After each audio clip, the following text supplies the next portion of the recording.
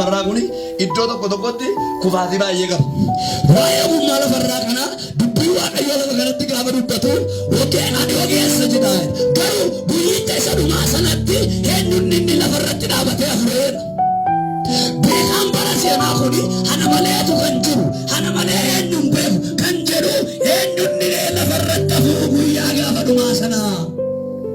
Paulus magaalaa Qorontos seenee gaafa dubbatu magaalittiin egaa beektoleen nama manaa macaafa dubbistoleen nama dhuma macaafa manaa qabdu namni baranni baay'een jiru bara kana keessa magaalaa Qorontos jalqaba ta'u Phexros faana kan hin seeniin magaalaa ejjaan guutu tokko ejja baay'at waaqa tolfamaa wajjin ejja baay'at nama wajjin ejja baay'at maraatummaatti lakkaa'anii rola Paulus. Garuu warra Qorontos kana keessa ogummaa baay'atu jarri ana beekaa baay'atu. Kanarraa kan ka'e Paulus jecha kana dubbate. Egaa namni ogeessi eessatti hafaare barsiisaan seeraas eessatti hafaare. Barsiisaan seeraas eessatti hafaare.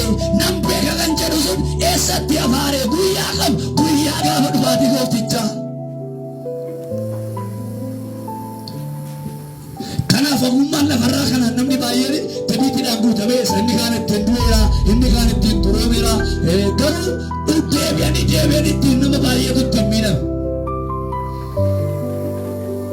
Amma yoo itti yaaddanii hubattanii warri caatuu qaamanis ogummaadhaan kun jiru. Kennaa rabbiiti rabbiin nu kenne dhala namaa waan dhibaalan nyaachisu. Deemanii jechu isa kan akka ogummaa kana caalaam jedhu ani abaluu wajjin deemeera abaluu wajjin ciiseera. Inni kun garuu du'a dhumni isaa. Yesuus bara baraan jiraataa maqaan waaqayyoo waaqa lafarratti kan eebbifame haa ta'u. Hinatu anna ogummaatti lakkaawwatu anna ogummaatti lakkaawwatu.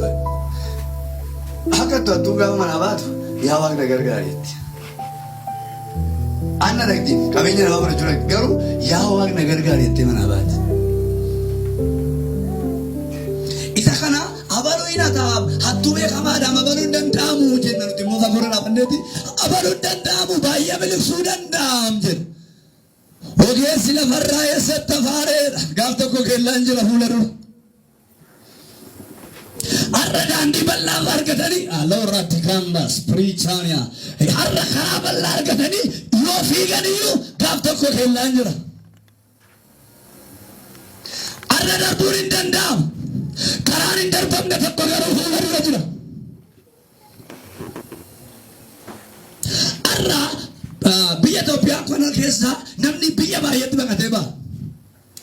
Itoophiyaatti wanjala yookaan immoo waan hamaa wayii yoo geggeesse.